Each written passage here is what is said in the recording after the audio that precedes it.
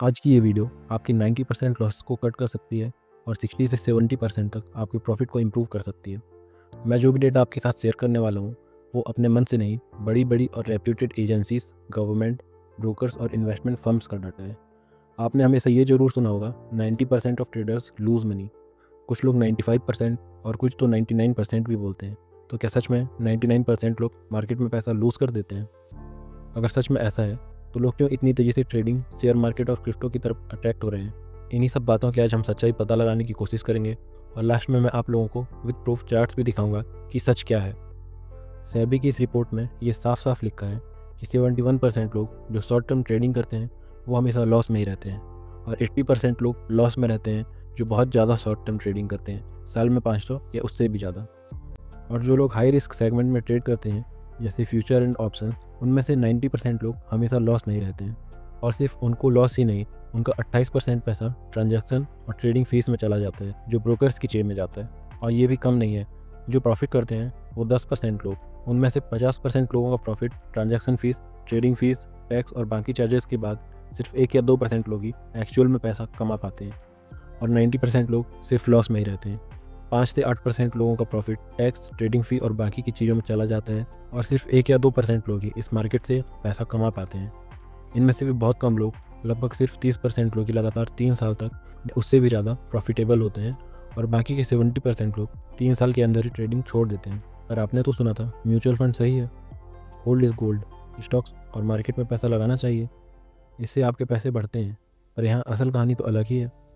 तो अगर ट्रेडिंग में मैक्सिमम लोग सिर्फ लॉस ही करते हैं तो गवर्नमेंट इस पर कोई एक्शन क्यों नहीं लेती? क्यों ये सारी चीज़ें खुलेआम चलती हैं? पर अब मैं जो आपको बताने वाला हूँ इससे आपको और भी ज़्यादा शॉक लगेगा। नुकसान तो स्मोकिंग से भी होता है, अल्कोहल से भी होता है, सट्टा लगाने से भी होता है। तो क्या गवर्नमेंट इस पर कभी रोक लगाती है? नहीं, बल्कि गवर्नमेंट इसमें सिर्फ अपना फ़ायदा देखती है। इस तरह की चीज़ों पर टैक्स और भी ज़्यादा लगा दिया जाता है। ट्रेडिंग का 10 से 20% हिस्सा गवर्नमेंट को टैक्स और बाकी चीज़ों में मिलता है। आपको प्रॉफिट हो या लॉस हो, गवर्नमेंट को हमेशा फ़ायदा ही होता है। ब्रोकर तो अपना चार्ज लेगा ही, वो भी कमाएगा और ब्रोकर की कमाई से गवर्नमेंट फिर पैसा कमाएगी।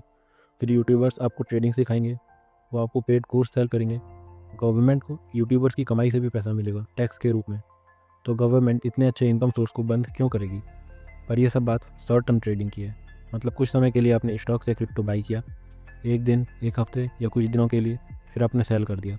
हर कोई आपको सिर्फ शॉर्ट टर्म ट्रेडिंग के बारे में ही बताता है। लॉन्ग टर्म ट्रेडिंग या इन्वेस्टिंग के बारे में आपको लोगों से बहुत कम सुनने को मिलता है। पर असली प्रॉफिट लॉन्ग टर्म इन्वेस्टिंग में ही है और यहाँ से खेल बिल्कुल उल्टा पड़ जाता है। यह शॉर्ट टर्म ट्रेडिंग से 90 से 95% लोग लॉस में रहते हैं, वहीं लॉन्ग टर्म ट्रेडिंग या इन्वेस्टिंग से 60 से 80% लोग हमेशा प्रॉफिट में रहते हैं। और ये सिर्फ हमारे देश की बात नहीं है, सभी जगह ऐसा ही होता है। जहाँ आप इतनी मेहनत करके, टाइम देके ट्रेडिंग सीखते हो, पैसा खर्च करते हो, रोज़ अपना दिमाग लगाते हो, वहाँ 90 से 98% लोग सिर्फ लॉस में ही रहते हैं। और जो बिना ज़्यादा दिमाग लगाए या बिना ज़्यादा समय ख़राब किए सिर्फ एक बार अच्छे स्टॉक्स या क्रिप्टो होल्ड कर लेते हैं, वो लॉन्ग टर्म के लिए 5 या उससे ज़्यादा साल तक होल्ड करते हैं, वो 80% लोग हमेशा प्रॉफिट में ही रहते हैं। आप अगर किसी ऐसे व्यक्ति को जानते हो जो बहुत पहले से इन्वेस्ट कर रहा था, आपका दोस्त, आपका भाई, बहन या आपके पापा या दादा, कोई भी, उनसे जाकर पूछना कि आपने जो 5 साल, 4 साल या 10-20 साल पहले जो स्टॉक्स खरीदे थे, आपको उनमें कभी लॉस हुआ? क्या आज आप प्रॉफिट में हैं या लॉस में? आप किसी भी म्यूचुअल फंड या गोल्ड में इन्वेस्ट करने वाले से पूछ के देखना। अगर आप 10 लोगों से पूछोगे तो शायद 9 या 10 में से 10 लोग आपको यही बताएंगे कि वो प्रॉफिट में है। और ना तो वो ज़्यादा ट्रेडिंग में दिमाग लगाते हैं, ना वो रोज़ प्राइस चेक करते थे, वो बस होल्ड करके रखे रहते थे। अगर लॉन्ग टर्म इन्वेस्टिंग से बिना ज़्यादा मेहनत किए, बिना ज़्यादा समय ख़राब किए अपने पैसे को बढ़ाया जा सकता है, तो कोई इसके बारे में बात क्यों नहीं करता? वो इसलिए क्योंकि इससे ब्रोकर्स का, गवर्नमेंट का या यूट्यूबर्स का बिजनेस नहीं चलेगा। अगर आप लॉन्ग टर्म इन्वेस्टिंग में सच में पैसा कमाने लगोगे तो आप ज़्यादा ट्रेडिंग क्यों करोगे? आप ज़्यादा ट्रेडिंग नहीं करोगे तो ब्रोकर्स पैसा कैसे कमाएगा? गवर्नमेंट को ज़्यादा टैक्स कैसे मिलेगा? यूट्यूबर्स अपना कोर्स सेल कैसे करेंगे? वो सिर्फ उन्हीं चीज़ों को प्रमोट करते हैं जिससे उनका फ़ायदा हो, ना कि आपका। तो लॉन्ग टर्म होल्डिंग में ऐसा क्या है जो शॉर्ट टर्म ट्रेडिंग में नहीं है? लॉन्ग टर्म इन्वेस्टिंग में सबसे पहले आपके पास पेशेंस होता है कि आपको तुरंत पैसे कमा के नहीं निकलना। इससे जब मार्केट क्रैश होती है तो आप घबराते नहीं हो। लॉन्ग टर्म इन्वेस्टिंग में आप सिर्फ वो पैसे लगाते हो जो आप काफ़ी समय के लिए यूज़ नहीं करने वाले। और शॉर्ट टर्म ट्रेडिंग में लोग इसका ठीक उल्टा करते हैं, वो अपने ज़रूरत के पैसे भी मार्केट में डाल देते हैं और मार्केट क्रैश होने पर पैनिक सेल भी करते हैं। अब मैं आपको प्रूव करने के लिए कुछ चार्ट दिखाता हूँ।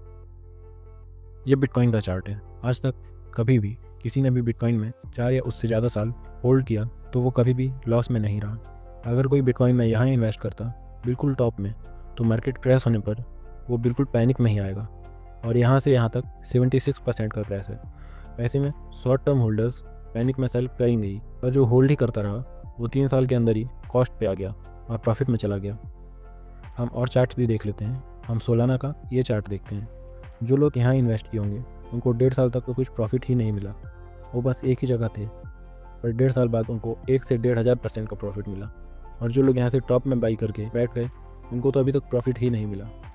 वो तो अभी तक सिर्फ कॉस्ट टू कॉस्ट ही आए हैं। फिर भी ये शॉर्ट टर्म ट्रेडिंग में लॉस में निकलने से तो अच्छा ही है, और सोलाना यहाँ से और ऊपर जाएगा और लॉन्ग टर्म इन्वेस्टिंग वालों को प्रॉफिट ही होगा। हम रिपल का ये चार्ट देखते हैं। इसने तो इन्वेस्टर्स को बिल्कुल रुला ही दिया। यहाँ से यहाँ तक 1 साल तक ना प्राइस ऊपर गई ना नीचे। शॉर्ट टर्म वाले यहाँ बाई करेंगे, सेल करेंगे और एग्जिट करके चले जाएंगे। ब्रोकर्स का चार्ज भी देंगे और टैक्स भी देंगे और अपना लॉस भी करवाएंगे। पर लॉन्ग टर्म इन्वेस्टर्स भले 1 या 2 साल तक यहाँ पर बैठे रहेंगे, पर यहाँ से प्रॉफिट ही लेकर जाएंगे।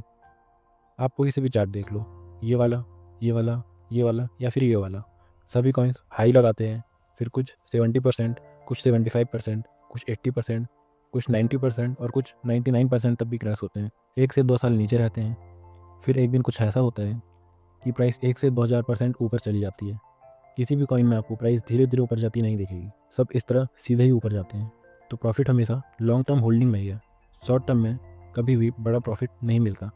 अगर आप पेशेंस रखेंगे, समय देंगे, तो आपको भी प्रॉफिट ज़रूर मिलेगा।